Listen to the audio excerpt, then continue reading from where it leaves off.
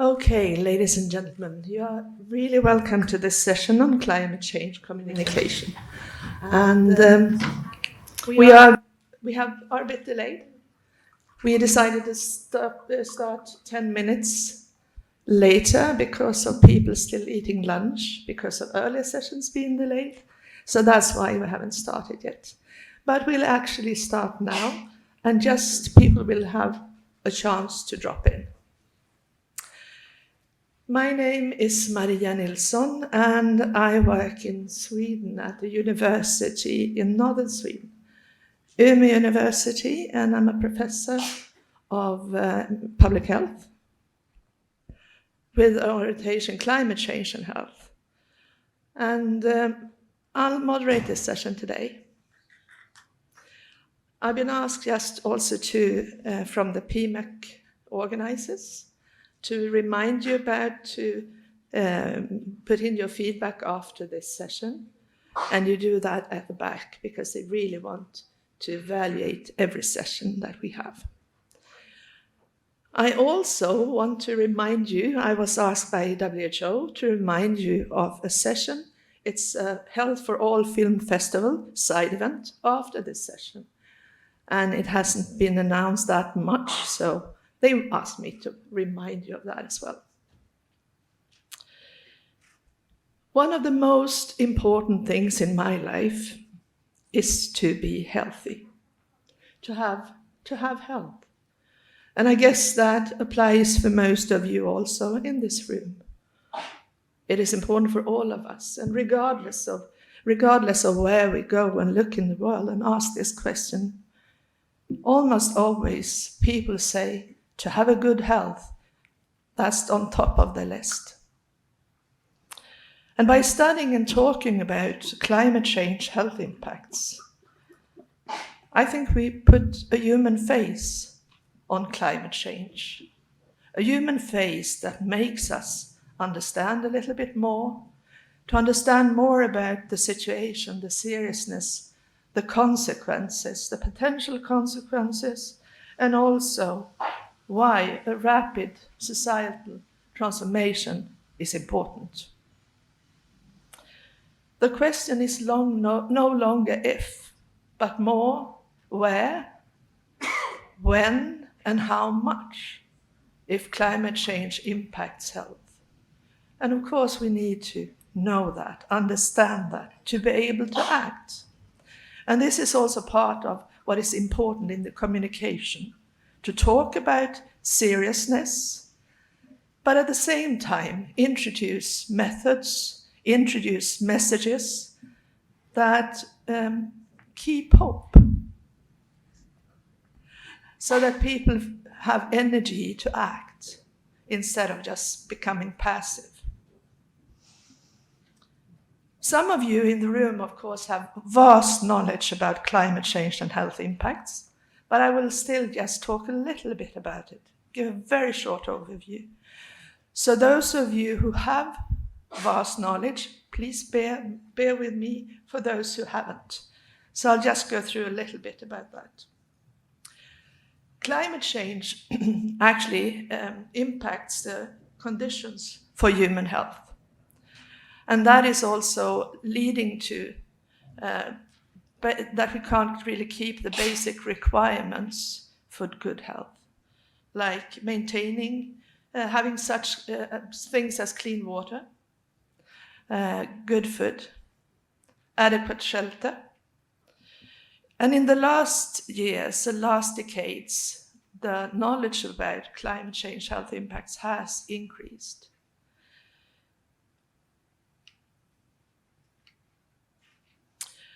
It affects human health seriously in many ways, and we also have good knowledge today to be able to talk about it.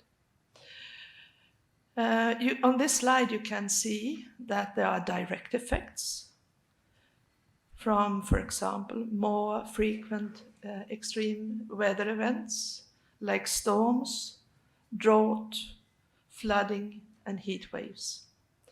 And this, of course, can cause increased death, injuries, different types of traumas, mental health problems, disorders of different kinds, infectious diseases, transmission, and also changes in the distribution where we can see different emergent infectious diseases. Sorry for a sore throat. The rising temperature increase heat-related mortality and heat stress, particularly in urban centers through the urban heat island effect. And there we also need to think about the vulnerable groups. I'll come back to that. There are indirect effects that we also can see from decreased water quality, for example. We have air pollution, land use change, and ecological changes. There may be increased risk of food poisoning and increased prevalence of malnutrition due to, for example, reduction in crop yields. There will be changes in the incidence and distribution of some vector-borne diseases, for example, like dengue. We also have increasing incidence of the emerging infections among livestock and humans. Climate change will affect everybody. And this is something to take on with us. So we might just get started to work really actively on this now. Some population groups are, as said, more vulnerable than others, and impacts of climate change will intersect with some other societal changes. For example, population aging and also urbanization. And there will be differing vulnerabilities among different regions, among different population groups, at different locations. And for example, the Arctic, Africa, and also the small islands are particularly likely to be affected by climate change. And Africa is, of course, one of the most vulnerable regions because of multiple existing stressors and also low adaptive capacity to the changes that happens. The health risks are unevenly distributed around the world and are influenced also by social and environmental factors, development and the access to and the quality of healthcare. Research describing or evaluating communication efforts related to climate change and health remains scarce, and the area is largely underdeveloped. And this is despite the significant increase in research of the intersection between climate change and health. A WHO report that was published in late 2021 concluded there is a need for more applied research that is translated into understandable messages for the public. We also need to translate evidence to policymakers. How climate change is communicated may have a decisive impact on the ability to create awareness, inform, and motivate decision makers, civil society, and different important stakeholders. The central role of communication is in such processes has been increasingly emphasized during recent years. I have 4 excellent speakers here today, and I look forward also to listen to them myself. Jagdish Thakur, a senior lecturer at the University of Auckland in New Zealand, also an affiliate researcher with the Yale Project on Climate Change Communication and the Center for Climate Change Communication at George Mason University. We also have Nihir Dasandi, an associate professor at University of Birmingham, the School of Government in UK. And then Kathy Treen, a PhD student of computer science at University of Exeter in UK. And then Tansu Lin, journalist and co-founder of Science Media Center Malaysia. We will take time for questions after presentations. We will also have a panel at the end, 2 presentations to start with, a break in the middle, and then there will be coffee served during the break outside here. And then 2 more presentations, and then go to the panel. And I really invite you to pose your questions during the panel. But also, if you have a burning question after the presentations, feel free to just pose that question. Okay, I would like to then give the word to Jagdish to start your presentation.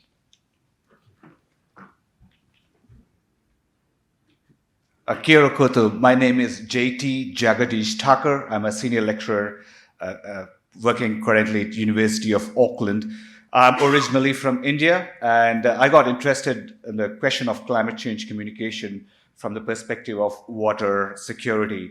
In developing countries like India, water security is already a big problem, even coming before climate change. And, many of us grew up with standing in serpentine lines at 4 a.m. in the morning just to collect 2 buckets of clean water. So for us, when climate change became a big issue after the 4th IPCC assessment in 2007 and 8, that's how I got introduced to the issue of climate change. So my advisor, my mentor, Ed Maybach, was supposed to be presenting, but unfortunately he could not make it. So I'm a less charming, less skillful version of him, but I'll try to do my best to represent the latest communication science research in public understanding and public engagement with climate change. So for many of us, especially for many youngsters, there is increasing skepticism, distrust with global institutions' ability to come together to solve common challenges like climate change. But some of us who have seen through the ebbs and troughs of how politicians, global leaders come together on issues such as ozone layer in the past and other biodiversity, water issues, we tend to be a bit more hopeful, or at least I'm certainly hopeful of change, although has been incremental so far, is likely to be exponential in the future, just because I think there's, the arc of justice always bends towards the right. So my presentation will focus on what we consider to be 2 key challenges of communication. One is spreading good ideas fast, and the second challenge is to make those ideas stick so that people are willing to change their behaviors. So this is what we see. One is the takeoff challenge, that ideas spread fast, and one is keeping that satellite in the orbit, the behavior in the orbit, that it becomes habitual, that we are not having extra cognitive load.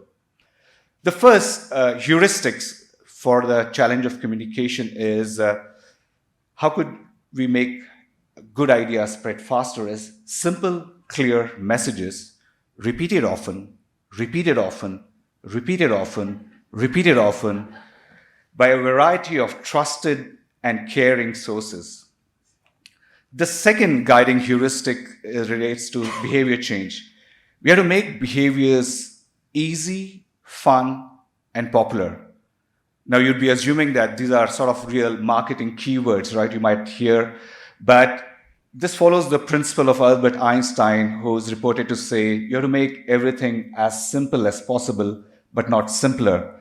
So we're trying to distill about 40, 50 years of research in health communication, science communication, social marketing, and trying to provide you the 10 most evidence-based words from communication research. It also follows a principle in science communicators, as Fisher said, that people like to simplify. Our job as science communicators is to help people simplify appropriately, simplify based on the most available scientific evidence. Over like 40 decades of research by Nobel laureate Dan Kahneman and others show that there are primarily 2 ways how we process risk information, information that is uncertain, that has high potential impacts, but we don't know what it is. The first, and the one that we largely use, is the system 1 thinking, which is experiential, automatic. So, images of fear, scare, impact on children, on vulnerable population. That kind of messages usually has a great impact on our minds and our behaviors. But experiential system also comes with a lot of drawbacks, what we call irrational shortcuts that people take. The system two thinking is when we devote time and effort to understand something more in depth. We usually straddle between system one and system two thinking. But for most of the people, science and health issues are system one thinking. They're not acutely aware or interested in the way that experts are, the doctors are. And unfortunately, as experts, we kept telling them our story instead of being interested to listen to their stories and where health and climate change environment fits for them. We shouldn't be really calling them as sort of irrational behaviors because they are acting within what we call a bounded rationality, that it makes sense to them in their circumstances. So even though people might know something is unhealthy, they still do it because of resources or access or social norms. So I think one thing that experts do is often dismiss, layperson's behavior as being stupid, unintelligent, that all they need is more knowledge or more schooling. But what we forget is that their behavior is not just determined by knowledge alone, but the social factors. So the first key message is to have simple, clear messages. And I think the most important thing you should do is firstly identify what is the most crucial information you want to send, because the less you speak, the more you're heard by your audience. Say the most important thing first and keep repeating it. And most importantly, identify the messages that your audience is interested to know rather than what you as an expert are interested to share. It's very important we understand, for example, that climate change is understood largely as an environmental issue affecting penguins and polar bears, affecting people at other end of the world, not here, not now, not to my family, not to not to my children. So over like 2 decades of research, what we have found is that there are 5 key messages, simple, clear messages that we need to be communicating often with the public. The first is perceived scientific consensus, that scientists agree that it is real, that its health impacts are immediate. The other 4 key messages are that climate change is real, it's human caused, it is bad, and the most important message, which people should be hearing frequently but are not, is that it is solvable, that there are technologies right now that we can put in to solve a global challenge. So the first key message is that the scientists agree that it is happening. People react differently when they think that a group of experts agree on this. So we call it scientific deference or trust in authority. But even during COVID-19, that was one of the strongest predictors for behavior and taking for vaccination. So these are the sort of the 5 key evidence-based words that will help you better connect with your audience, that it is real, it's us, experts agree, it's bad, but most importantly, there is hope, and all these wonderful individuals and institutions are doing this great work. The second key message is to repeat often, repeat often, repeat often. As experts, we don't do that. In fact, we are like, well, I published in a journal article, right? We published in a report. I don't need to say it again and again and again. In fact, research has found that we have to have at least 70 mentions within a month of climate change to even stick in public mind. For us, probably we did that in a day or a week, but for most of the people in the world, it's only a minority of the population, 5 to 10%, who say that they hear about climate change at least once a week or a month, whereas we need to have them at least 70 to 80 times. This is a simple rule. You say it again, you say it again, and you say it again, and you say it again, and you say it again, and then you say it again. And by the time you're really sick of it, that is the first time that your audience is likely to hear. The third most important part is that the message should be communicated by a variety of trusted sources. Trusted sources is an amazing and effective strategy to communicate and spread messages. The trusted messengers, we almost lose our defensive mechanisms. We don't question, we don't cross judge. We are very trusting of that uncle who sends us the WhatsApp messages about fake ways to cure a disease and stuff like that. Trust acts like a great impact. Therefore, we also need to find who are the trusted messengers. Sometimes it's not the scientists or the health experts who are the best sources of information for the public. And I'll show you an example of how we went about doing a campaign. So to do a sort of a campaign, you need really three groups of people. One is the experts, of course, the health experts, the science experts, the climate change scientists who can tell us. Then we need communication and behavior change experts. And finally, communication experts who are the trusted sources delivering the message. We also need to identify that there's no one audience. And I'm just going to rush through a couple of these things. This was done in the United States. This is done in other parts of the world. And what one key finding is that there's no one key audience.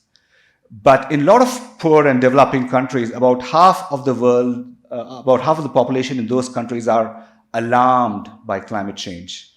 Whereas in other countries, there is still a substantial portion of people who are dismissive, deny climate change, or are uncertain about it. So first, another important thing that you need to know is that there are multiple audience segments even within your target population. The second guiding heuristic, so far I spoke about the communication guiding heuristic, the simple, clear messages repeated often, repeated often, repeated often by a variety of trusted sources. The second key heuristic is to make behavior easy, fun, and popular. Because I'm running out of time, I'm just going to skip a few slides and explain it through one of the programs that we did in the United States. And researchers at Monash University in Melbourne are also doing a similar program of recruiting trusted sources of information to communicate about climate change. So in the US, for example, this is way back in 2007 when we surveyed people about who are their most trusted source of information. Surprisingly, or not so surprisingly, people trust scientists. But they trust scientists and experts and medical experts, nurses, in a very abstract sense of the term. Because when you ask them about, can you name a living scientist, they usually name Albert Einstein, Carl Sagan, scientists, Louis Pasteur, the scientists who have died long ago. So we need to find another source of trusted information, and we found that weathercasters in the United States, even in Australia, are one of the most trusted sources of information to the public on climate change. There are many reasons for that. I mean, if you're from a tropical country, you don't really need a weathercaster. you know what's the weather like. But in the US, for example, especially in some regions of Europe as well, where the weathercaster determines whether you are going to go out, send your kids to school and stuff like that. They also tend to come to high schools, do little weather experiments. So people tend to know weathercaster, meteorologists by their first name. So we recruited them, but they were not keen to speak on climate change because there are still divisions within scientific communities, just like the AMS, Weathercaster Association, that they were skeptical. Some of the weathercasters were skeptical to talk about climate change. They were scared about negative public backlash. So we found a team of climate change experts, the behavior scientists, that is Ed Maybach, and the communication. So we started an experiment with one weathercaster, Jim Gandy, in South Carolina. And if you know the US geography, it is one of the red states. So it was kind of a difficult task, a difficult target audience to connect with. And we knew that our focus had to be the segments that are not alarmed, because the people who are alarmed, they're alarmed about it. You can't tune up their level of anxiety anymore. They probably will shut down. They want more information about actions. So therefore, our target audience were the segments in between who who could be receptive to our message, who would be willing to take another look. Whereas again, we did not consider the last segment, the dismissives, because they are already quite high on their conspiracy theories. The scientists are out to get at this, they're just doing it for the funding and stuff. And that is Jim Gandy, who volunteered to do that when he knew that there were other, his colleagues were not generally interested in doing that. So we did this one little experiment in one little weather station in South Carolina. And our field experiment showed that individuals, respondents who watched the Climate Matters program with Jim Gandy, they were likely to express opinions that are more aligned with the scientific knowledge that it is real, it is happening, it's human caused, experts agree, and that it is solvable. So while we faced some opposition from the weathercasters initially, we had to make the behavior easy for them by providing them resources, by showing that it is an easy job for them to just plug and play some of the video resources that we developed. So we partnered with Climate Matters that would share graphics like these on extremely hot days, or when during the allergy season, or when there was unseasonal rains or storms. And when appropriate, the Climate Matters team used to send emails to weathercasters so they could easily plug in and play the broadcast ready materials. We provided more specific information because if it's not local, nobody is going to pay attention to it, right? So we try to make it as local as possible. So these are all the different, and Climate Central is our nodal agency that made this broadcast level graphics so that's easily shared across weathercasters. So that was how we try to make it easy. The way we try to make it fun is to show that doing such activities is good for the profession, that people who have been doing this are winning awards by their own peers, are getting recognized by government. And we also had training workshops. These were conflict resolution workshops, trying to bring in weathercasters who are still in denial about climate change and such. So, for example, Jim Gandy received the American Meteorology Society Award for his efforts to educate the public on climate change.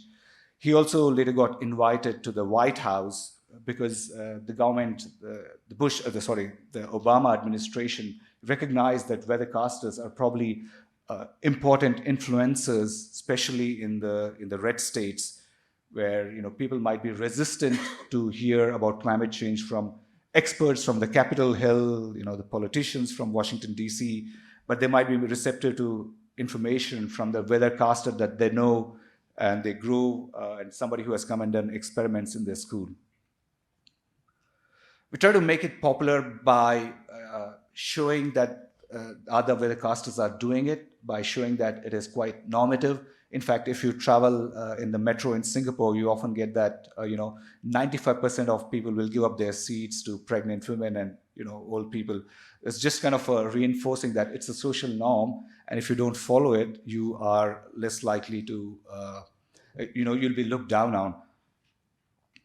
So as a result, that program has now reached all parts of the United States. Many local weathercasters are using the information, the graphics.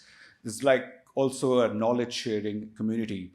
So this is a sort of an example that I wanted to show to bring in a group of trusted sources who might be hesitant or who might not be on board about communicating climate change. So we're bringing together subject matter experts, we're bringing together decision behavior communication experts, and the communication experts, who in this case are weathercasters. So to summarize, what I was trying to say is that there are two key challenges to communication. One is the liftoff. Simple, clear messages, repeated often by a variety of trusted and caring messages.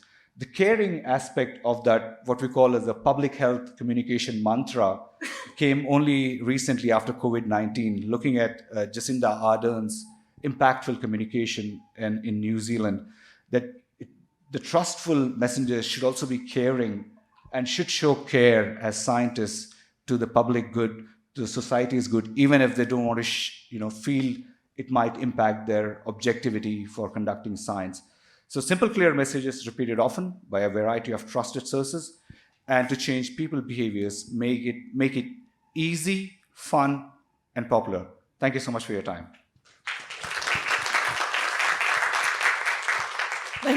Thank you so much, Jagadish. Sorry for my air-conditioned voice. I will never forget, repeat it often. I'll continue to do that. I wonder if there is any questions from the audience. Feel free to. Okay, I'm curious about these different target groups. You didn't touch upon emotions. Is that something you looked into, and is that also used in different types of target groups? Yeah, that's a great question. So emotions are system one thinking, very powerful.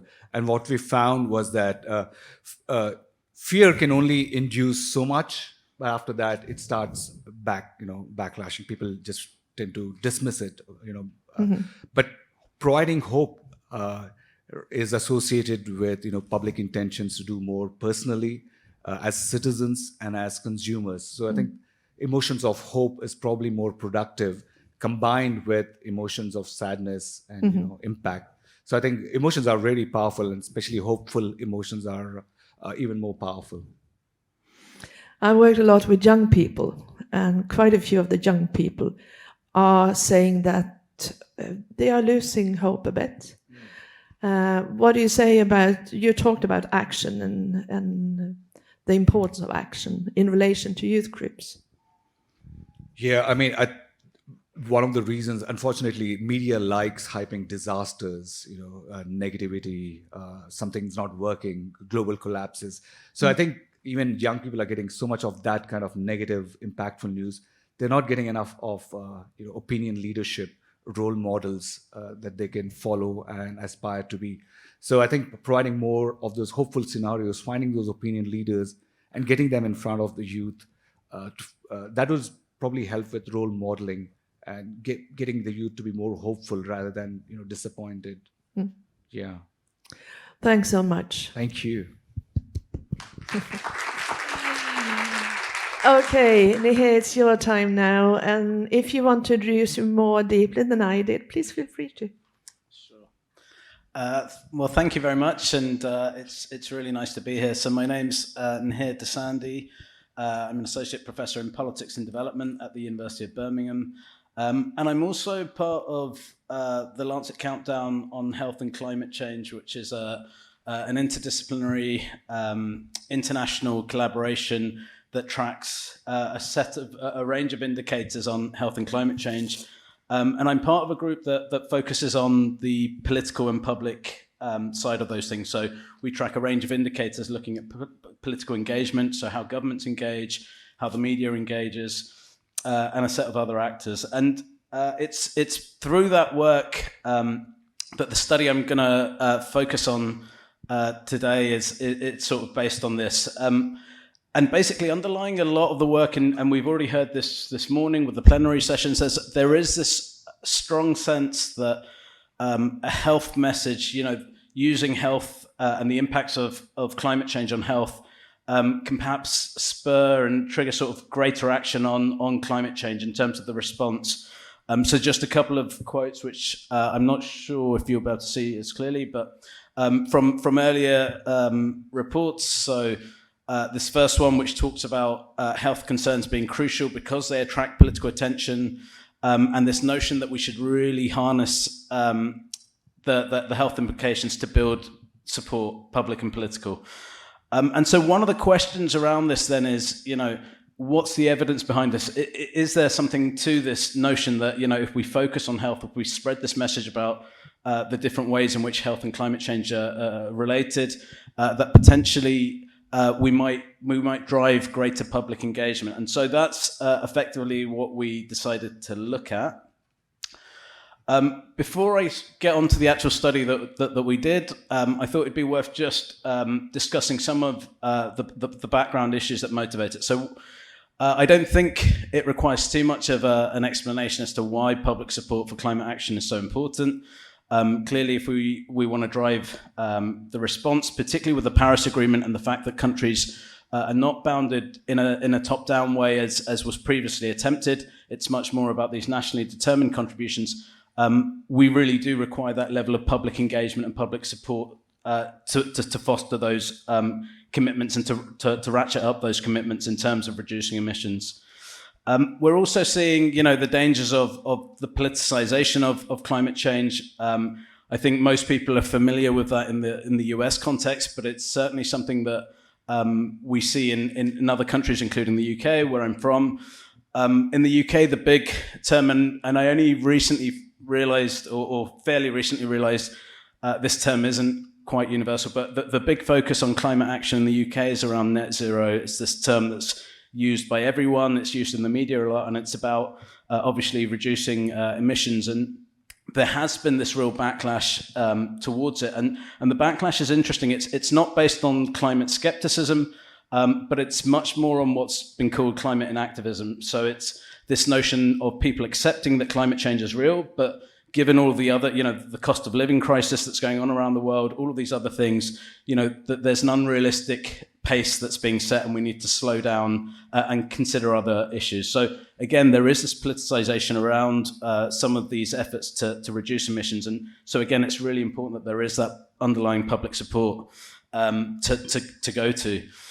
And so there's been growing attention to, climate communications. And myself and JT did not plan this, but given he mentioned polar bears earlier, I have a photo of polar bears. And effectively, what we're thinking about here is frames. And very briefly, frames refer to the mental structures that allow people to understand reality. So how we think about these things, what are the ideas that we use? If we mention climate change, what do we tend to think about? And a lot of our earlier communication, in the 80s and 90s, understandably, really did focus on things that didn't really connect to a lot of people around the world. They connected some people, but not necessarily a lot of people. And, when you talked about climate change, people really thought about things like the Arctic, they thought about polar bears. And what, we're talking about when we're talking about reframing and using a health frame is really crafting a message that gives, a special emphasis or salience to particular aspects of that issue. I don't know why that didn't.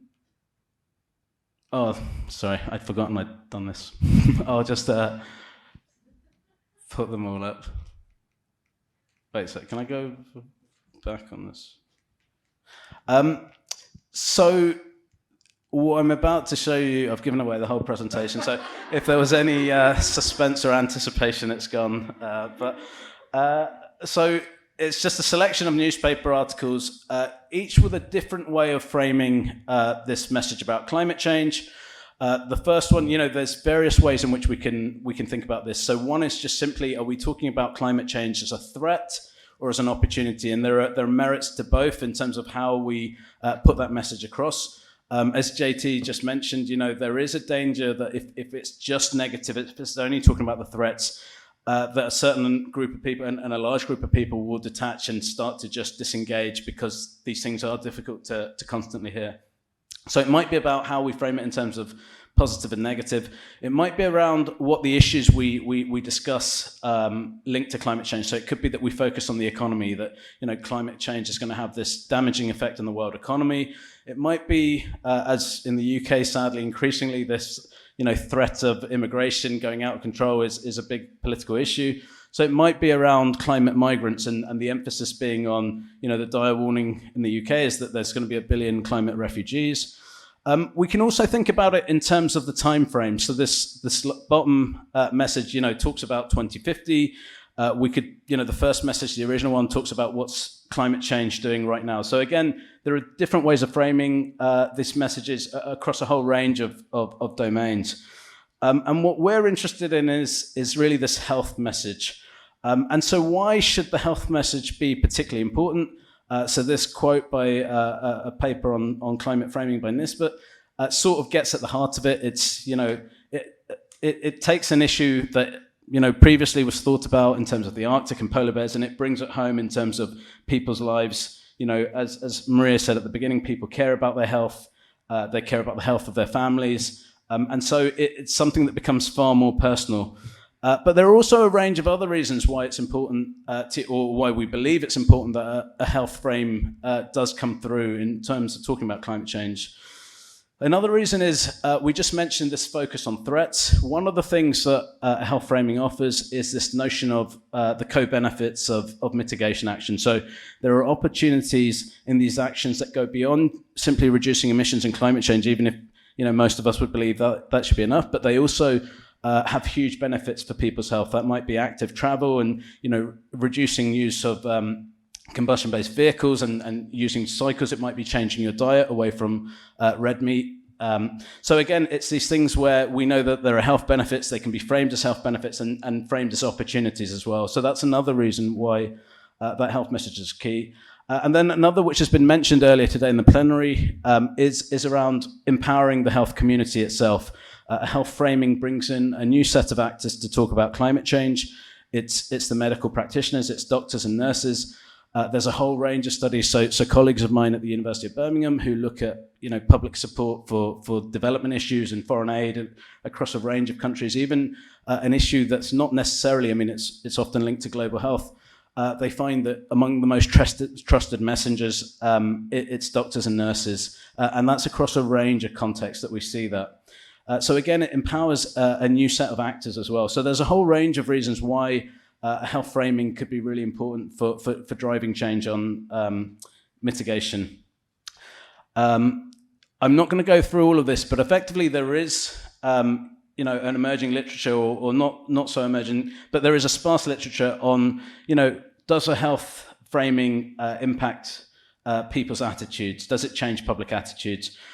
Most of this, there's a huge amount of calls for this in the basis that, again, it's this underlying assumption that it should have this difference. In terms of sort of empirical research, there are a few studies, there are a few that show that, in terms of just people's emotional responses, talking about health can have this positive effect. It brings about emotions of hope, which as JT mentioned, are really important. There's been some studies that look at fossil fuel burning, and again, there's some mixed findings. In terms of some of the research gaps, I won't go into the methodological issues, but again, there's different methodologies, obviously, in how we're looking at these things. A thing that I will mention is that much of that literature is very much based on high-income Western contexts, particularly the US. So there is a need to understand what's going on in the rest of the world for sure. Time issues. So just as someone who I became involved with the work that the Lancet Countdown is doing around 2016, there's a range of major events that have occurred since 2016, which have really changed people's engagement with the issue of climate change and with the issue of climate change and health. So again, I think it's important that we have this sort of updated, regular analysis of this issue, given it's quite a changing field.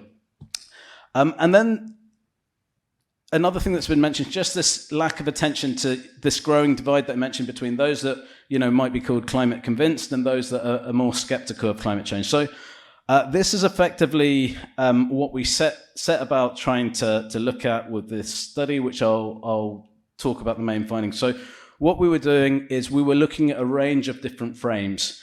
So I mentioned the positive negative. So this is something we call that valence. So we're looking at, is a positive or negative framing of climate change more effective at driving support for climate action? What about the different themes in terms of health or an economic or a migration-based message? We also were interested in things around scale. So there's a lot of work that's been done in climate communications research on, is it better to talk about the global level or is it better to really focus on that individual level or something in between? So again, this is something else we were interested in. And then, as I mentioned, this focus on time, talking about it currently or talking about future impacts and what's going to happen. We know that things are going to get much worse with current trends. So is that the thing to focus on? So our methods were effectively, we used what are called conjoint experiments, which I'll briefly explain in just a second, which were based on online surveys. And we did that in 5 countries, so in China, Germany, India, the UK, and the USA. And these survey experiments took place in 2020, and we had a sample of about 1,500 in each country. And as I said, we're looking at these different components, and within it, there are a range of different things we were testing. So within the valence, it's basically framing the climate change message as a threat versus an opportunity in terms of tackling climate change. The theme, we looked at environmental, the sort of more traditional message. We looked at an economic message, a health-based message, and one based on migration. Scale, we looked at individuals, communities, countries, and world. And time frame, we looked at 2050, 2030, or the present day. So what are conjoint experiments? I mean, effectively, these are survey experiments in which we ask participants to evaluate hypothetical profiles. So in our case, they got a random message, or they get a message which varied randomly across a number of attributes. And they were asked to then select which of these make them more likely to support climate change. Not support climate change, support climate action.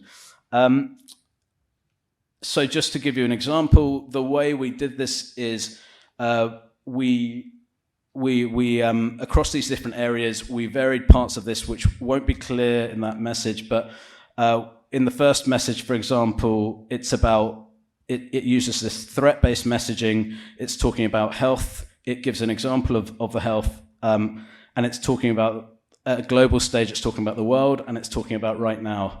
In terms of what the opportunity-based message around health was, it was around reducing air pollution and increasing the quality of air and the benefits in terms of respiratory. And the second statement, again, it's basically, again, all of these messages, so they'll get 5 pairs of these, and they just randomly vary according to these different attributes, and they're asked to express their support. So this is effectively what it sort of looked like when they received it. They were asked to choose which of these make them more likely to support action. They were asked to indicate how much they'd be willing to personally give up or give to support climate mitigation policies. Obviously, this is in the UK context. And then the same for the not chosen policy. So effectively, that was the design of the study. And the results I will just briefly talk through. So what we find is opportunities work better in increasing public support for climate change policies, with the exception of Germany. Oh God, I've done it again. With the exception of Germany, which you'll see it's the other way around in that top row. So we find that in Germany, it's a threat-based message that actually worked much better, which I can come back to at the end. We find that an environment and health frame has a positive effect. So actually, much to our surprise, the traditional message, which was very much around environmental effects, did increase public support compared to the other messages, but so too did the health frame. And interestingly, the migration frame had this negative effect. It actually reduced support for climate action. We found that at a larger scale, we had a bigger effect. So talking about the global level rather than the individual level matters much more. We find that a more immediate time frame, which has a bigger effect than one talking about in the future, which is probably the least surprising of what we found.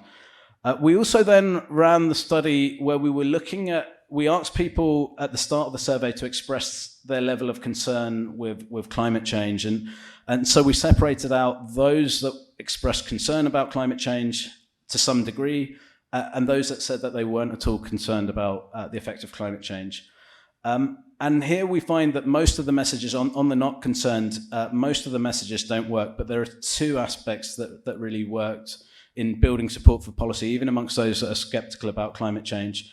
And that's the presenting these policies as an opportunity. So having this positive framing where we talk about the opportunities, whether that be for the economy or for health, had this effect of increasing public support increasing support amongst those that are not concerned. And the other is the health frame. We found that using a health frame, even if you're not concerned about climate change, if you're told about the health impacts, you're more willing to support these policies anyway. We should say in our sample, this is largely driven by China and the USA, who had the larger samples of those that expressed the lack of concern about climate change, whereas in the other countries it was a much smaller group.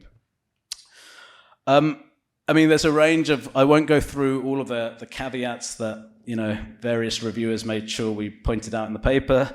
But there are obviously caveats to this in terms of, this isn't the way most people will receive their messages. We did do a number of additional tests to actually demonstrate the robustness of it. And I should say, we also did a pilot study, and the results are very, very similar, which was done about 6 months before. We also included some analysis by other subgroups in terms of age, education, and interestingly, particularly the health message, it was quite consistent. But in general, there was a high level of consistency, bar a few of those frames. Again, there's a couple of big limitations of a study like this, which is the external validity. To what extent outside of this context of them receiving a survey would we see this? And we're obviously asking them to express an attitude. This isn't a behavioural response, but nevertheless, it's given how little research is being done on this use of health framing. It's about building that evidence base, and we do think the findings are really meaningful and are important. So what are the sort of takeaways from it? The findings suggest that different frames can influence public support for mitigation policies. Positive framings typically work better. In the German case, again, had it not been for the pilot study, I would have thought it was just a pure fluke or some sort of bizarre thing going on. But we went back, and even in the pilot study, we find this message that in Germany, a threat-based message, so talking about the negative effects, and our speculative explanation for why that is, and we found a bit of literature that really focuses on Germany, is there's a long history in Germany compared to the other countries of ensuring that climate skeptic voices don't feature so much publicly. So politicians, there are much fewer politicians who go out being very skeptical about climate change. On the news, it's seen far less, and we think that might be driving it, where there is this long history of expressing what a threat climate change is, where then suddenly if you go in with this message talking about the opportunities of climate policy, it sort of doesn't really hit home at all. And the thing that highlights is, while we do find a lot of consistency across some of these things, I think the thing that's really important there is that there are these really important country differences, and this overemphasis on the US or Western Europe in looking at this thing is it's a real issue to try and use those same findings to expand elsewhere. So I think it's really important that we do build that global evidence base around this. Importantly, we find that a positive and health framing. We find that the health framing really does have an effect in terms of increasing public support for climate policy. But even more importantly, I think this finding that it even amongst those that express skepticism about climate change, that there is this potential to build support by talking about the health implications of these policies, I think is again really, really important and something to build on there. So with that, I will leave it. Thank you. Thank you so much, Nihir. Any questions? I'm just looking at you, hoping that you would have a question. Okay, over there. If you could please just go out to the microphone, everybody will hear better. I'm Uma Isola, and I work for Access Health International. How long was this research? What did it take you? And how could you standardize the questions across different countries, given the context, the political, the religious, or even the day-to-day cultural differences are so varied? How would you come to a conclusion on how this messaging could take place?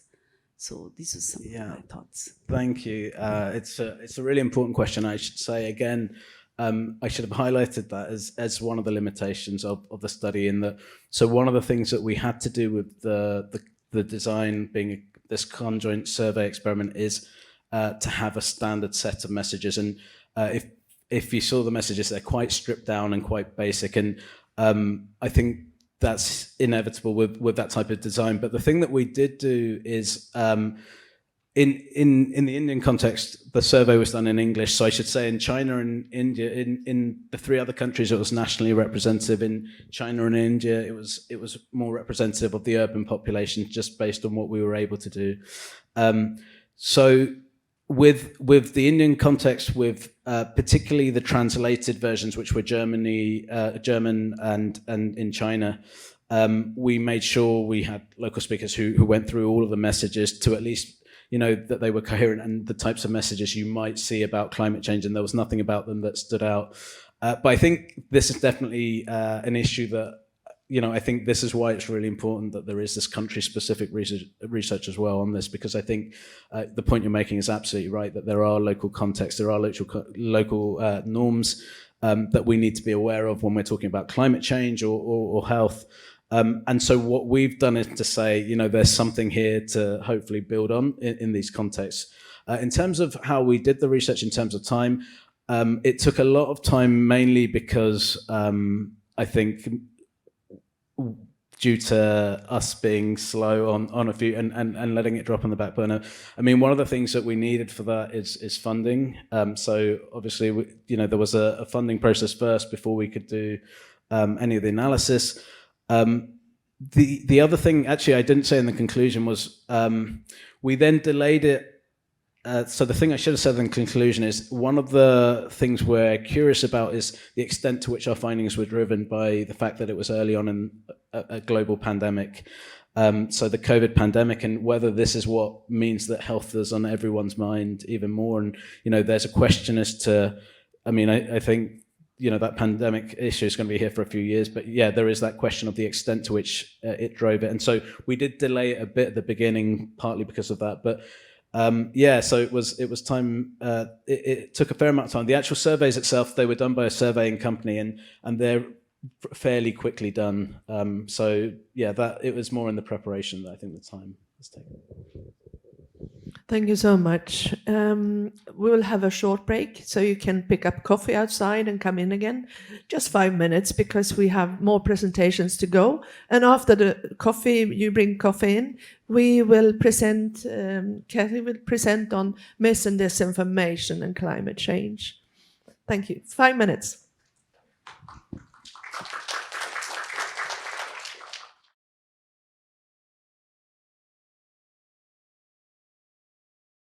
Now we would like to continue, and my excuse is again for being misinformed about the coffee. I would like to introduce Catherine, and please introduce yourself a little bit more and your presentation. Okay. Hi, everybody. It's a great pleasure to be here. Thank you very much, the organisers, for inviting me along to speak to you today. My name is Cathy Treen. I am a PhD candidate at the University of Exeter in England. I'm in my final year, thank goodness. I've been asked to speak to you today about how climate change misinformation spreads online, which just happens to be the topic of my PhD by happy coincidence. So, to do this, I'm going to answer 5 key questions for you today. What is it? Who's involved? How does it spread? Why does it matter? And what can we do about it? So looking at the first of these, what is climate change misinformation? So before we go into that, I think it's really important that we all understand what we mean by misinformation. So a definition that I have written in my paper is that misinformation is misleading information which is created and spread with or without intent to deceive.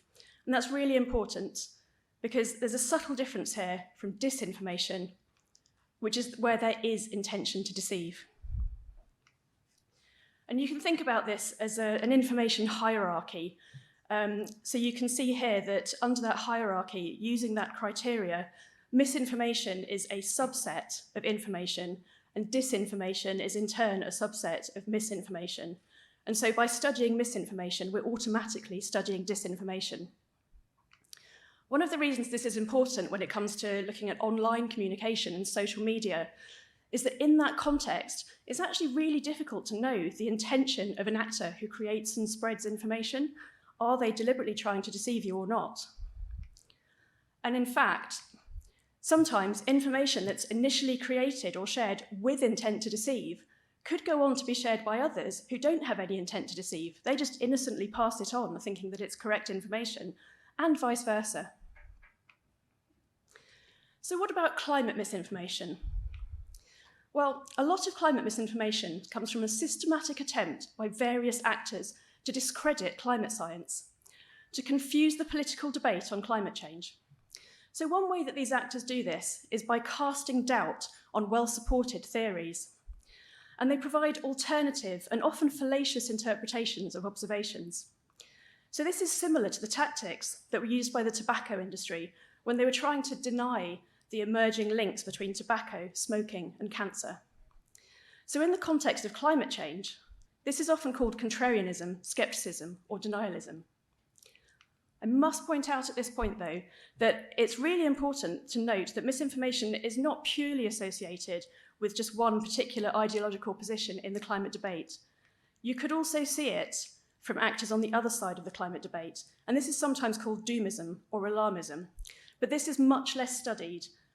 I have recently run a series of workshops looking into this with a number of experts across the climate change communication field, and the feeling is that it's far less prominent and it's far less damaging, and that's why it is far less studied. So who's involved? Now, this section, I am purely focusing on the denial side of things because that is where the research is primarily focused.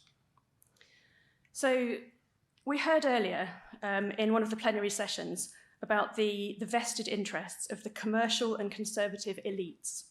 Now, the research has found that these elites, these commercial and conservative elites, so often kind of corporate and philanthropic actors, conservative foundations, like the fossil fuel industry, they provide funding. This funding goes to a range of actors who then produce climate change misinformation. And these actors could be political and religious organisations, it could be grassroots organisations and campaigns, and there are also a handful of contrarian scientists out there. So from here, they produce the misinformation. It's then picked up by what I have termed the influence's echo chamber.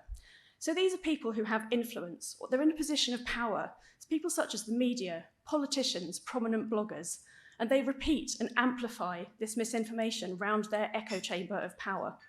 And from there, it reaches a wider audience. It reaches the public. Although to recognise, as was mentioned earlier, there is no one, the public. But it hits social media. It's then accessible to everybody. And once misinformation is online, its reach can be amplified and echoed through the sharing and repetition behaviours of online social media users. So let's take a look at that. So how does it spread online? So there are a number of factors that we see on social media platforms that play a role in this. So one of these factors is algorithmic bias. And this is where the content that you see on social media is promoted using an algorithm. And this algorithm is usually done based on how engaging content is, rather than thinking about whether it's trustworthy or misleading. Another factor is the way that the platforms are constructed. We're encouraged to create and join networks with like-minded people, and this can lead to groups forming where everybody has the same views and the same opinions, and these views can become very entrenched. A third factor that's at play here in terms of social media are malicious accounts. So there are three types that I'm going to talk about. First of these are bots. So these are automated user accounts which can manipulate and deceive, like they can make conversations go in a different direction. Not all bots are bad. There are obviously some very helpful bots out there, but they can act in a negative way. The second of these is spammers. So these are users who have kind of fake profiles to deceive you, and they infiltrate and pollute communities to kind of get their message in there, pretending that they're actually part of a different persona.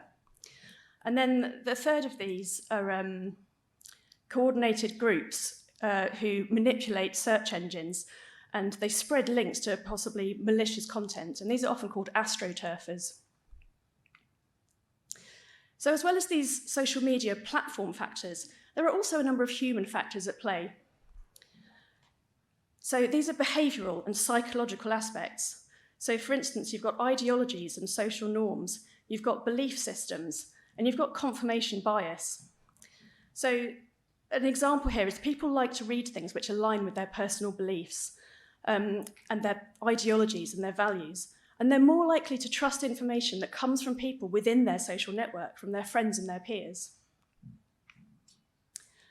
So all these factors, these platform factors and these human behavioural factors, can lead to three interlinked phenomena that we see on social media. So these are homophily, echo chambers, and polarisation. And these are interlinked. They sort of all kind of create each other and reinforce each other.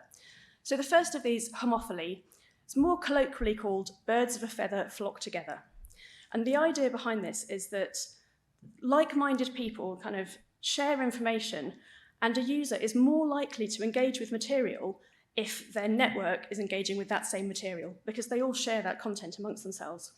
So then this related concept of echo chambers, and that's where information and misinformation echoes around these groups of like-minded individuals. So somebody says, oh, have you seen this? It's ridiculous. And because this person's in the same network, they're like, oh, it is ridiculous, isn't it? And then the next person says, oh, God, absolutely, it's the most ridiculous thing I've ever seen. It just echoes round and round, reinforcing each other. And then you've got polarisation. And this can, again, it can come out of these echo chambers and this homophily. And it's where polarised communities form around particular issues or types of content. And this is particularly seen in areas where there are kind of really strong positions on things. And climate change is obviously one of those areas. Sorry, I forgot I had graphics that went with all of those. So this melting pot of these social media platform factors, the human factors, and these three interlinked phenomena that we see on social platforms could potentially lead to an increased susceptibility for users to consume, accept, and spread misinformation. So why does any of this matter? Well, you're all here today, so hopefully you all understand why it matters. So in recent years, we've obviously seen many headlines explaining the importance of acting on climate change. And yet, in the latest survey on global risks by the World Economic Forum, climate action failure was rated the most severe risk on a global scale over the next 10 years. We also heard earlier in one of the plenary sessions, can we name the top 10 things that we've sacrificed to react to climate change? No. We heard, where is the sense of urgency? That was another message that came out this morning. So what is causing this inaction? So some researchers have suggested that the climate scepticism and the doubt caused by it has confused the public, it's increased existing political polarisation, it's led to political inaction, and it's stalled support for or led to complete rejection of mitigation policies.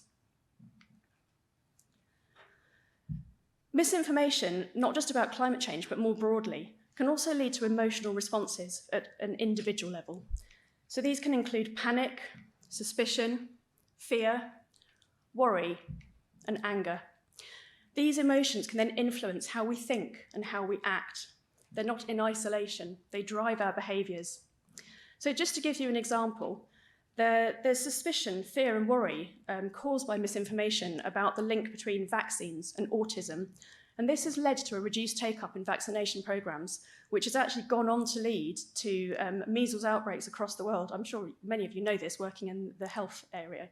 And an estimated, I read in a report, 110,000 deaths because of this. So on a much smaller scale, but really highlighting the direct impact that misinformation can have, 2 men in a small town in Mexico were actually burned to death by a mob after false rumours spread on WhatsApp that they were child abductors. It was completely false, and they were burned to death.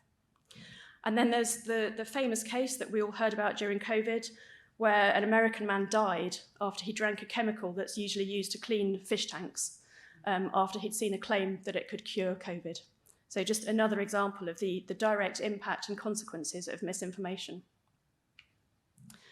So some researchers go a step further. As well as talking about these individual emotional responses, they actually raised concerns that misinformation can cause vulnerability or a threat to or an adverse impact at a societal level. And this is particularly true for democratic societies. Some researchers are actually concerned that misinformation, if it carries on the way it's going, it could stop people from believing in facts altogether. This would obviously adversely affect trust in government services and institutions and in science in general, and it would impact the overall intellectual well-being of society. So what can we do about it? So looking across the literature, there's been a number of suggestions from across multiple disciplines about different solutions that we can address misinformation with. And you can think about this on a timeline in terms of starting sort of really early, before misinformation is sent out. So what can we do at that point? Education is something that's really important here. So one of the things that we can talk about is critical thinking, making sure that people think about things and try and evaluate for themselves whether something might be true or not, whether it might be misinformation. So one technique here would be something called the PMAC technique. And this is where you ask the questions, what's the purpose of this piece of information? Who's the author? How relevant is it? Is it current? And what sources of information have been used? And you can do this to assess the credibility. There are flowcharts you can follow that sort of get you to ask these questions at each stage with a yes, no, you might want to consider you are being misinformed here. Another thing that for education is actually just improving climate education in schools. And again, we heard earlier from one of the panelists in the plenary sessions about at their university that they're trialling something where every single student that joins that university has to do a 7-week course on planetary health. That's the absolute embodiment of this, education, increasing people's understanding of climate change, so that when they see misinformation, they're more likely to be able to say with authority, actually, no, that's not true. That's not right. I'm not going to share this. So another educational approach is agnotology. And this is the direct study of misinformation. So teaching people about misinformation, sort of the presentation I'm giving today, making people really think about, well, what is it? And why does it matter? And what are the impacts of it? But there are some drawbacks to these approaches. So agnotology, there's a risk that it could be used in the wrong way, is one of the risks there. And then with the increased climate literacy, it requires more climate literacy from educators across the board as well, not just from specialists. And that's not something that's going to happen overnight. So the next thing in the timeline is inoculation. And this is sort of preemptively warning people that they might be about to be misinformed is one way that you can do this. So, for instance, on a social media post, just having a label saying, this post may contain misinformation. Or preemptively providing correct information. And this is where you may see a panel next to a social media post about climate change that has kind of the basic facts of climate change, so that they can see that alongside any information they're reading to be able to make that assessment. Again, there are drawbacks here. It's not perfect. It's difficult to inoculate against every issue. It's difficult, algorithmically to say these are all the things that might be said about climate change that we need to make sure we've got something against. And it's difficult to identify a target audience. Obviously, on a social media post, you can just have the labels on the information. But if it's being shared through other mechanisms, how do you get that information to those people? So then there are technological solutions, and this is kind of at the point of the misinformation being created and shared on social media. So this is more from the social media platforms. So you've got early detection of malicious accounts. So I talked earlier about bots and spammers and astroturfers. So the platforms could potentially do more to identify these accounts more quickly and stop them in their tracks before they go viral with this misinformation. Although there is the question there about, should the platforms do this? Do they have the right to do that, to terminate accounts? So another thing that the platforms could do is look at changing the algorithms, changing the ranking to give less prominence based on popularity and more prominence based on trustworthiness. So to kind of move content lower down the page if they have any suspicions about how reliable that information is. Then there's response. So after the misinformation has been shared, reacting to it. So one thing that can be done here is providing a correction to the misinformation, sort of pointing out where it was wrong and what the truth is. Or an alternative is to sort of go for a more collaborative approach, and rather than directly saying, no, that's wrong, trying to find something that you can agree on with the person that shared it that says, oh, it's a shame you feel that way, but were you aware that X, Y, Z, trying to find some common ground so that to help people try and change their way of thinking. But again, there are some things there that just make it not 100% perfect. So there's the risk of something called the backfire effect, and that's where the more you tell somebody, no, that's wrong, the more entrenched they become in that belief. There's something called continuous echoes, I think it's called. I can't quite see. Belief echoes. And that's where even if something's been corrected, the original misinformation is what sticks in their head, and that's what they keep going back to in their mind. That's the thing that has the most prominence. And then it was also found that it's really important who actually made corrections. If you were giving corrections, they were more likely to be believed if they came from somebody that was talking against their partisan interests, surprisingly. So somebody that you would expect to say, yes, it's all a load of rubbish, actually saying, actually, there is some truth in this. It was more plausible. And then the final thing there is regulation. And some countries have actually introduced fines or even imprisonment for people who spread misinformation. But the EU have actually done an assessment of this, and they called it a blunt and risky instrument. And they said there are overtones of Big Brother, and it's really quite concerning, and it's quite extreme. I mean, I think the overall message here is there is no silver bullet. There is no one thing that will work, but a combination of all these different approaches, sort of picking and choosing bits from each different section is probably the way forward. That's the end of my presentation. Thank you very much for your time. Thank you so much, Kathy. And we'll go straight on to Solin, because we started 10 minutes late because of early delays in the program. And then also I tricked you to walk around. So we hold our questions until a little panel at the end. Solin, just present yourself. All right, sure, thank you. I'd like to also firstly get a gauge on our audience here. Put a hand up if I'm wondering, is there any journalists in the room? No? Okay. Anyone of you, okay, one. Anyone of you have worked with journalists before? Raise your hand. Okay, not bad. From all of you, has there been good experience? Keep your hands up. Oh, pretty good. Not so good experience? Oh, not bad. More good than bad experience. Anyways, I just want to straight go to present my presentation. Basically, I'm not presenting any research paper, but more so a project that we did in Malaysia called PANAS, Climate Change Stories in Malaysia. So PANAS in Malay, it literally means hot. So it denotes two meanings. The first meaning to visualize a warming planet. And also this toolkit or this project is targeted towards the media community. So it alludes to the phrase hot off the press.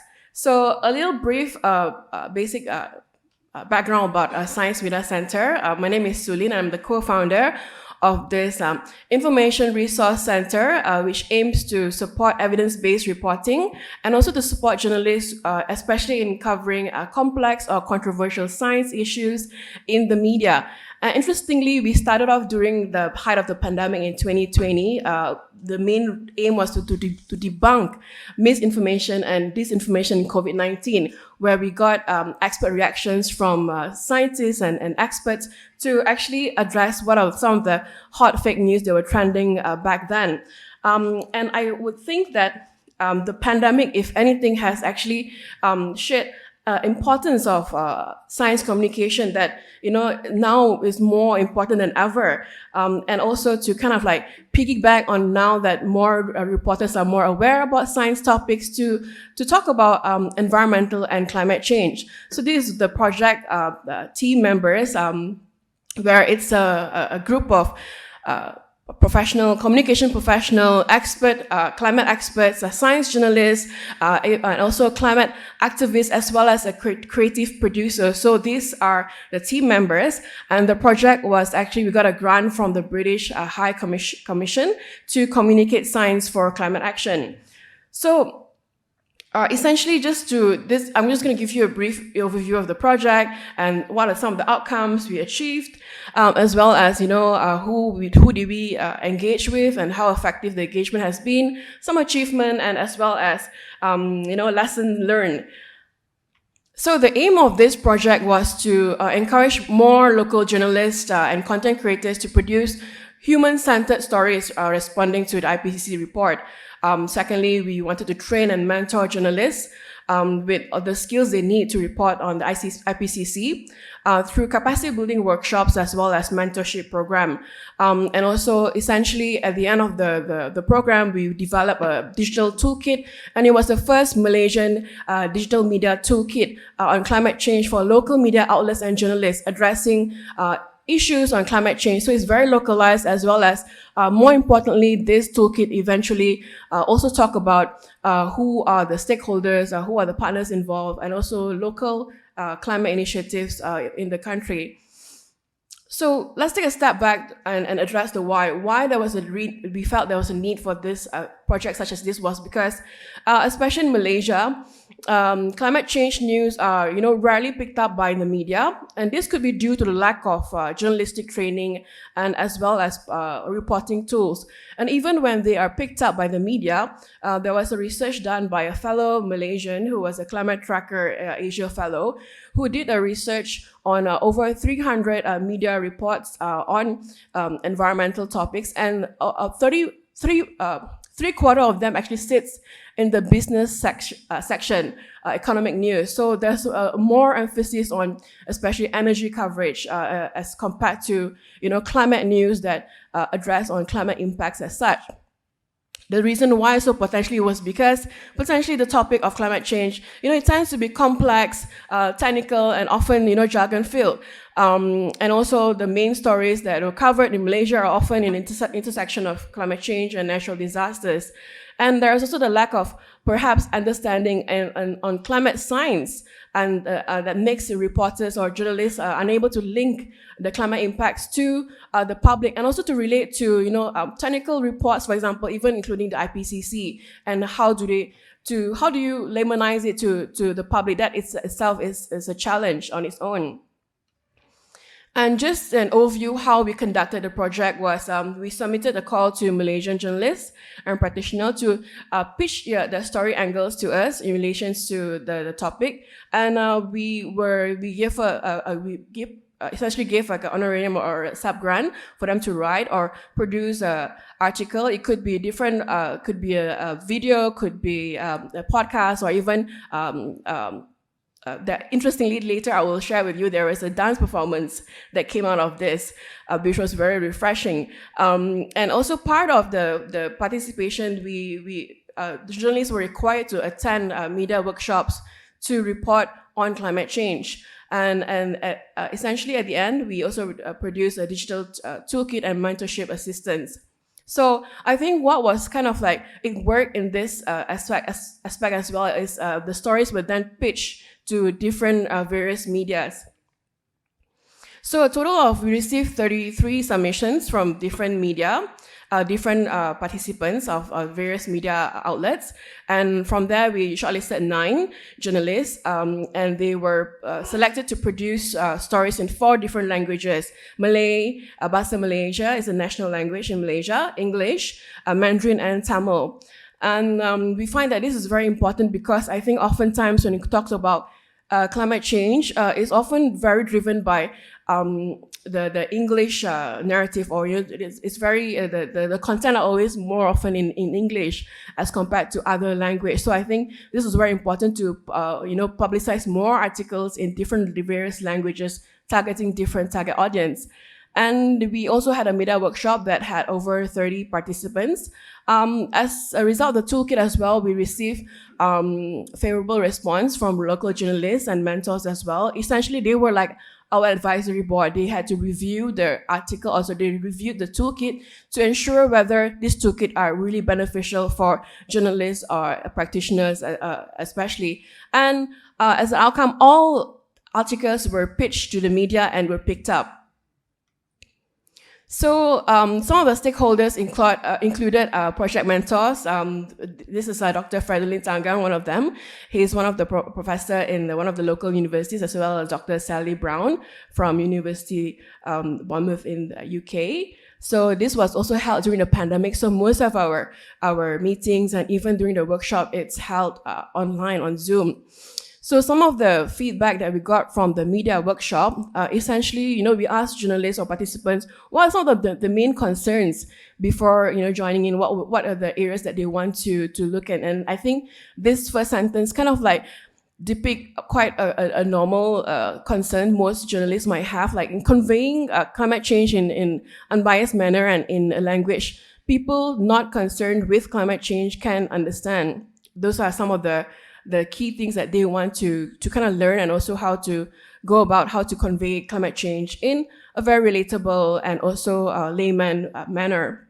And also, also in getting credible primary sources, which later than our toolkit then help to help in this area, because there's a lot of issues when it comes to journalism when they have limited access to credible sources when it comes to writing the article. So part of the toolkit also was to list down a list of credible speakers and spokesperson who they can approach, so that that way they can have more credible sources that they can interview. So these are just some of the feedbacks. They are looking forward to more such a program in the future. And also, as mentioned, these are some of the articles that came about.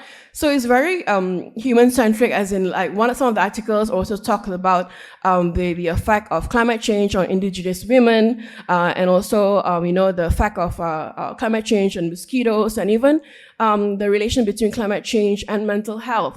So this was very interesting to find that the narrative among local journalists was quite diverse and also very refreshing. And this is also, quite interestingly enough, we had a summation where it draws parallels with the Hindu Puranic story. So this is a traditional dance, Bharatanatyam, to reflect on the current climate crisis, and also linking climate change. And so this was very refreshing. If you could play some of the audio, it'd be great.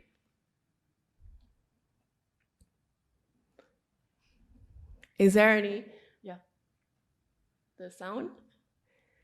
So this is very interesting because I think it was very refreshing to see. It's literally where art and science comes together in terms of how do you translate climate change in terms of performance art. So this is one way, one method, and I'll just, if possible, I'll just show a few seconds.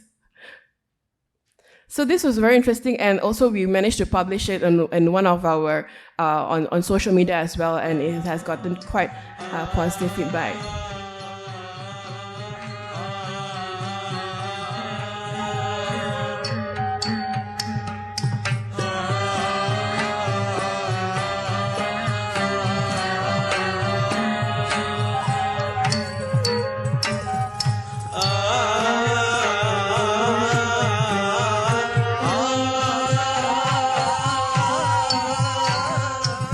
Thank you. So yeah, those are some of the examples of the outcome of the project. And also we received media coverage in some of our local publications as well on the launch of the project and the toolkit, as well as we were interviewed in our local national television as well. And this is the toolkit that was produced in both English and Malay. It's essentially, basic one-on-one, what is climate change, also very localized to Malaysian context as well. As mentioned as well earlier, there are also a list of climate experts that they could approach and they could interview. And we find that was very important for journalists, because I think a lot of times journalists tend to also, with very limited access to credible sources, they tend to interview the same people, and then that causes just a very limited narrative of what actually happens, and you need more diverse voices. So these are the two. So we're hoping that in future as well we will be able to translate this in Mandarin as well as Tamil. So some testimonials these are some of the testimonials of the toolkit. It's a living document that is currently being updated from time to time as well. And as well, we hope that this will be, and we we found out that as well the toolkit were also used by several climate activist workshops as well, that they refer to this toolkit as one of their workshop or learning materials that they share among the participants. So some of the challenges and lessons learned, because also due to the fact that during this project, it was only set for quite a short period of time. So the reporters were given pretty much a month to come up with their articles or come up with their projects. So different reporters obviously have different kind of like requirements. Some work for television and they need more time to produce a video material. Some from the online media. So it's very much quite catered to different kinds of journalists, and obviously longer time frame will ensure more quality stories, and also I guess also partly the thing with providing sub grants, you have to check with the journalists if their companies are okay with them taking in sub grants, because I think one of the journalists who actually weren't able to take the sub grant, weren't able to take the honorarium, but they continued to with the story. So I think that in fact reached our objective, where the story, more importantly, was pitched to the editor and they liked it and they produced their story and they published it without even taking our grant. And obviously there's a need for more climate change content in Bahasa Malaysia in a local national language. Also because one of the feedback we got from a journalist as well is that this is the first time they ever seen a content or a toolkit that is in Bahasa Malaysia, especially addressing the topic of climate change. So that's very important. I think more importantly, we need more of different various local narratives in different languages. And here's a link to download the toolkit if you're interested to have a look at it. It's pretty much quite basic, but it gives kind of like a framework, but I think this could be emulated as well in different countries. If they're interested too, because it pretty much has that structure and you just need to localize it to your local needs and topics. So, and lastly, we are always on the lookout for experts as we also connect journalists with experts in the field. So please join our database. There's an email there if you're interested to be contacted by us if there's any topic that related to in your region or in this region, Southeast Asia. And we're always on the lookout for partnership as well. I think there's a need to have more focus in, helping journalists, supporting journalists in terms of better reporting in terms of climate change and environmental stories. Thank you very much. Thanks so much, Cillian, and also thanks, Kathy, for your presentation earlier. Now we have some time for questions from you all, so please feel free. Dermot? Yeah, hi everyone. I'm Dermot Campbell-Endrum. I head the Climate Change and Health Programme at WHO headquarters in Geneva. And first off, thanks for a really fascinating set of presentations, really, really informative. And I actually think that understanding what works in communication on climate change and health is probably more important, and certainly basic science on climate change. We know enough on that side, and yet we're not well equipped enough, I don't think, to sort of fight the information war, the battle that needs to be fought to overcome the climate crisis. So this is fantastic. I have a sort of question and a comment, and it is about misinformation. And it's sort of knowing that the vested interests which have opposed climate action for some time, they are actually quite scientific about the study of communication and what works. And they twigged very early on that they didn't have to come up with a credible alternative story. They just had to delay. They had to sow doubt. They were more evidence informed than the people pushing for climate action. So I think we do have to learn from this stuff and be prepared. And I think part of that being prepared is to know what the dominant counter arguments are that are being put out there. And I was quite struck when you were talking about in the UK, the opposition to net zero is not climate denialism. It's saying, well, there are more important things to spend our money on. It's too expensive. Now, that isn't true. And part of the counter argument is to know that's what is going to be put on the table to try and delay action, and to have the arguments ready to be clear. No, it's actually about lower energy bills, certainly over any credible period of time, and health weighs into that. It's saving lives now. So I think it's part of, I'm not sure if it's the inoculation strategy, it's part of sort of being prepared so that we're not trying to fight irrelevant battles about whether climate change is really happening. That's basically being convinced, but knowing what is being used as the arguments to delay action and directly tackling that with the credible health voices that we have. So if any of the panel has something to say on that, that would be great. Thank you. Thank you. Yeah, who would like to start? I've got something to say, if that's okay. Yeah. Thank you very much for your comment and your question. You're absolutely right that it is really helpful to know what the discourses are that are being used. And there are a number of studies that have been done recently looking into this. So there's a piece of work done by Travis Cohen, who's at Exeter, along with John Cook and Konstantin Boussalis. And they looked at, they used computer classification to look at what these contrarian narratives are and to work out, they looked over a period of time to see if it's changing. And it went back to the 5 messages about where we say it's real, it's us, it's bad, there is stuff we can do about it. Basically, they came up with a taxonomy of contrarian claims that were the direct opposite of those.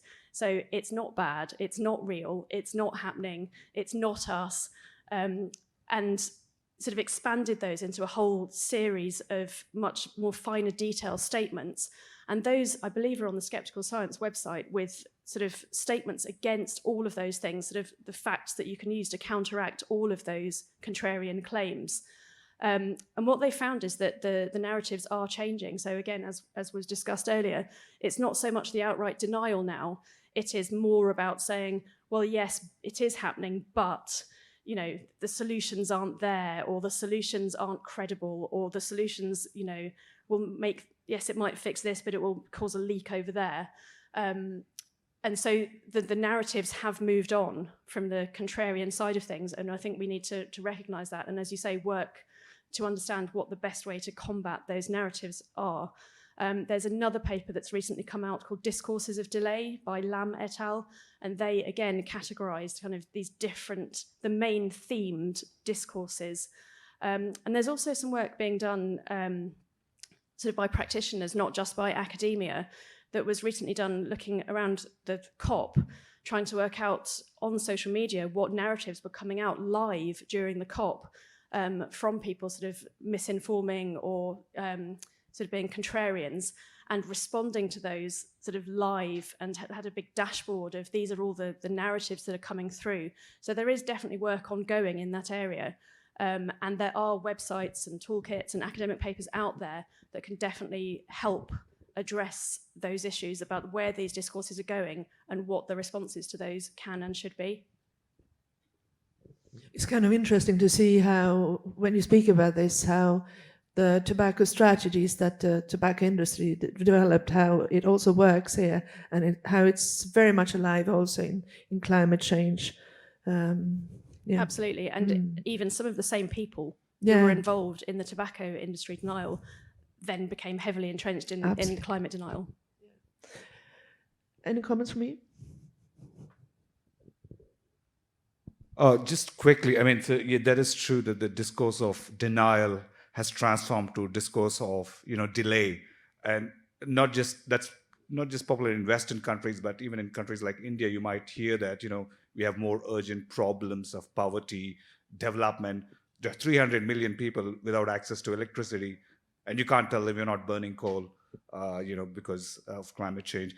But I think the business groups, they do definitely use that, we can't spend on climate change because of other issues, or there's too much money. But years of public opinion has shown that that's not how public sees action on climate change. They don't see economy and environment as a zero-sum game. They in fact prioritize environment, even if it costs some economic impact, even at a personal cost. So while the discourse is used by business group associations, clearly that does not resonate with public understanding, public choice. So I think we got to be careful in seeing what discourses are popular with a very small but vocal groups, and what general public thinks about when it comes to what we assume to be a zero-sum game, but clearly public opinion doesn't seem to be that way at all. So it's good news for us. Thank you. Questions? Okay, then I would like to pose one. Where? Oh, So I had a follow-on question to that. My name's Alicia Draper. I'm with Wellcome Trust. In an environment where we need policy action that is often driven by real or perceived public opinion, it's an increasing challenge to see that small yet very vocal, loud voice of misinformation or contrarianism is out there. And I think that I was wondering if you guys could think about with that in mind, as well as I was really interested in the case from Malaysia on science journalist training. How do we elevate the health arguments in a way that doesn't get kind of stuck into some of the negative communication cycles that we've been involved in? Celine?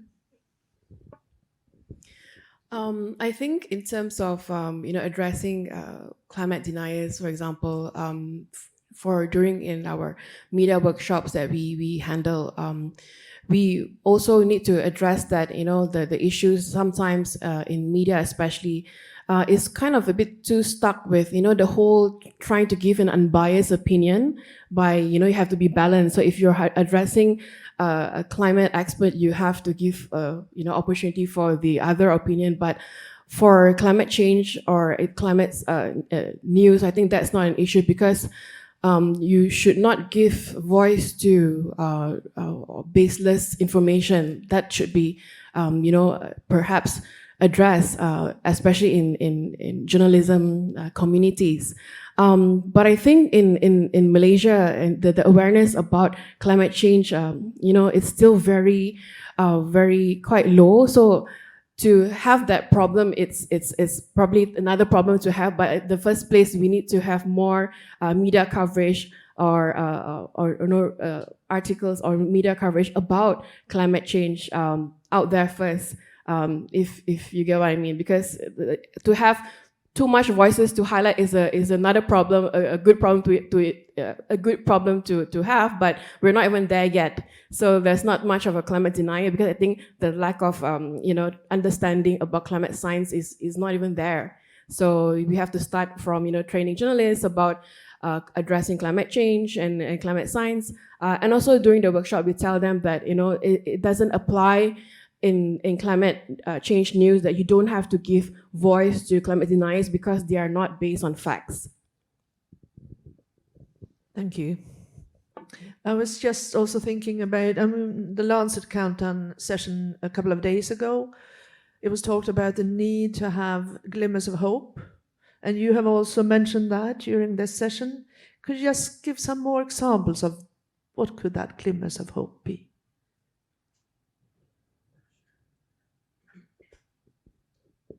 Yeah, sure. I mean, as I mentioned, I think this is a particular reason why that health frame is really invaluable, and I think it is about being able to present a vision which isn't just about climate doom sort of threats and the sort of heavily negative, which does weigh on people that are. The more people become engaged with it, the more it does weigh on them. And there is a tendency to switch off from when it becomes overwhelming, just to disengage with that information. So I think this is one of the things that I think that the health message can offer, which is talking about the benefits of cities that are more livable, that are developed in a way in which they're good for our health. They will address some of these issues around climate change and high emissions, around transportation systems and building those transportation systems that allow people to get away, to cycle around the city, which people do find pleasure in. They enjoy it. It's good for their health. It's obviously good in terms of reducing emissions. So I think that's really important. And just on a couple of the points, I mean, within a project that Maria and I involved in, we're doing a case study of the Greener NHS team, which So the UK Health Service is committed to going net zero by 2030, and at the moment we're sort of looking at some of the media articles around it and the comments that come under the media, and I think all of the things that we've mentioned are there. And I think one of the things that really struck me about the comments, which, you know, so for those of you not familiar, the UK context of the Daily Mail is our go-to sort of you know, bad media. And to be honest, it's quite representative. So, you know, there'll be a shock story about Nick Watts, who used to be the executive director of the Lancet Countdown, about something he has said, and the comments are really interesting. And one of the things that struck me was that a lot of the people there, and they may genuinely believe it, were presenting what was going on as kind of hysterical. That, you know, the climate activism, and, you know, at a state when the NHS is not doing well, to suddenly be investing in this fleet of electric ambulances and trying to reduce emissions within the health system is, you know, lunacy, and it's really dangerous thinking. And I think, again, pushing back with the notion of why this is a beneficial thing for our health to doing, and you know, the investments. One other point which has came up in the meeting a couple of days ago. It's also how we think about the financing of these things. So if we're just talking about climate mitigation policies, there is always this question of where our priorities lie with funding and budgetary issues. If we're talking about the fact that these things will have an, you know, immediate impacts on people's health, there is the potential to switch that narrative away from, you know, we're putting all of this money when people's lives are at stake, when we can talk about the fact that it's about improving people's lives right now as well. So I think switching to that I do think it's really important, as well as that, you know, I think the realism has to be there of what we're facing, but at the same time, I think that hopeful message is really important.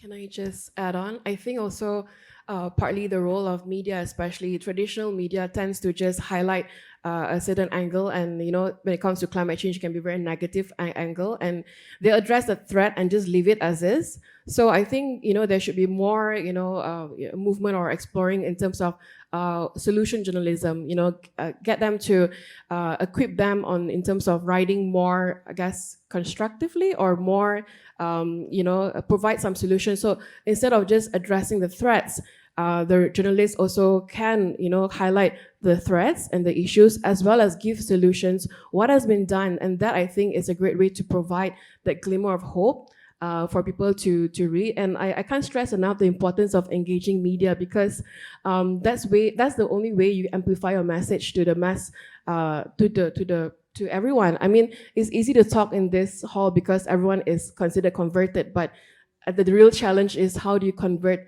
the unconverted? So yeah, that's my view. You want? Quickly, we did an experiment with the book Ministry of Future. It's quite celebrated climate change book by Robinson. So we did experiment with European, American, Indian students. If you remember, the first chapter is where people are literally dying in a dried lake. So we asked students to read that aspect.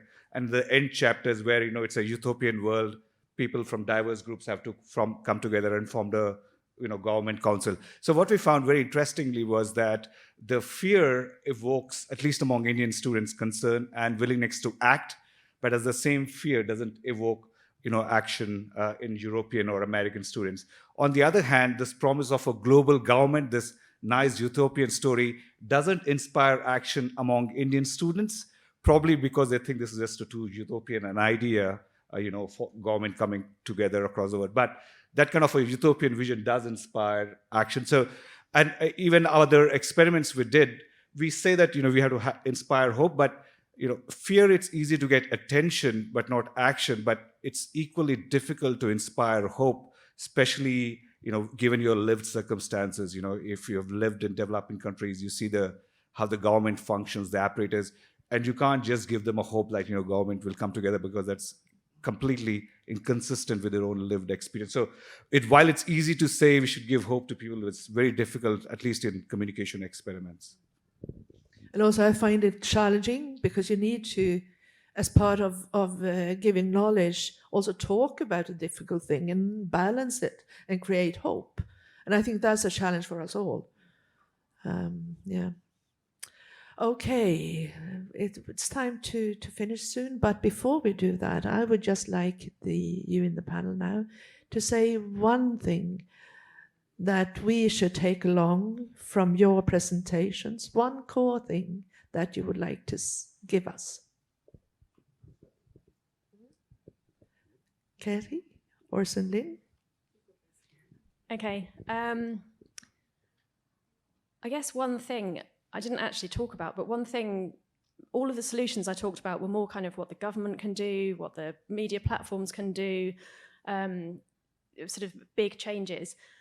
I guess the thing that I'd like you all to take away as individuals is that when you see information on your social media feeds, just stop and think before you share. Just really stop and think and ask yourself those questions. Why has this person sent this to me? What's their purpose? What are they trying to achieve? Do I believe it? Is it credible? And just think, because social media sharing is very spontaneous and not much consideration goes into it. And that's one of the reasons that misinformation spreads so rapidly, because people just hit that button. They go, oh, that's good, hit, oh, that's interesting, hit, and they don't stop and think. So my request to all of you is to just stop and think before you share. Thank you. Thank you. Nice, Sunlin. Yes, I want to encourage all of you to, if you are a researcher or you're an expert, to, to work with journalists in terms of communicating your research or communicating climate change out there. And because I think it's very important, I probably didn't address it in my presentation, the relationship between journalists and also experts.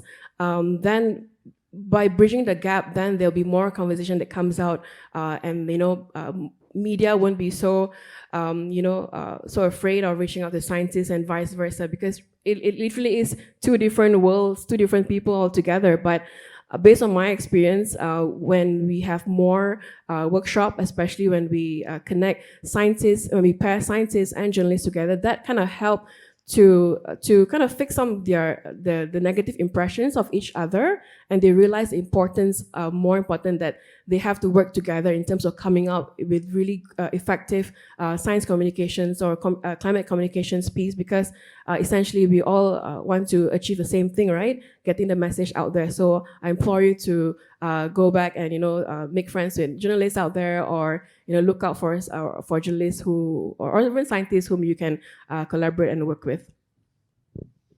Yeah.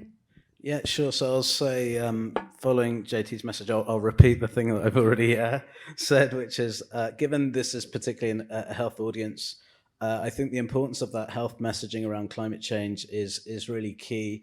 And one of the things we do in the countdown is track indicators on different engagement. And what we find is that actually individual level engagement is really, really low with the issue of climate change and health. So to give you an example, we have tweets from across Europe that mention climate change. Among them, less than 1% mention anything to do with health impacts or any sort of health dimension. And that's based on a really wide set of health terms. So I think the key is, at the moment, all of the progress that's happened is based on very, very sort of low levels of public engagement. And I think there's huge possibilities with driving that engagement up. And I do genuinely believe that the health community and the health messaging is going to be really important to do that. So it would be talking to all of, given this is the health community, speaking to those people around you and really using your voice to spread that message of the links between climate change and health.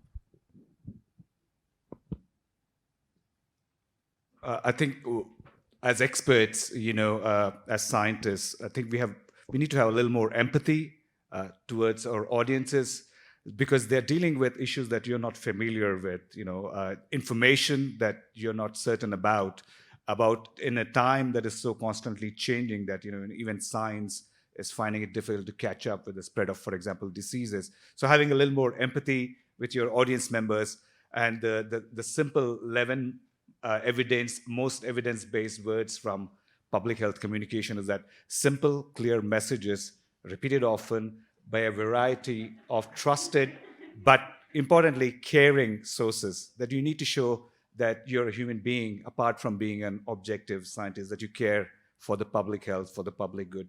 And second, most importantly, make behaviors easy, fun, and popular. Thank you. Thank you. Thanks for staying with us here at the session today. Thank you so much.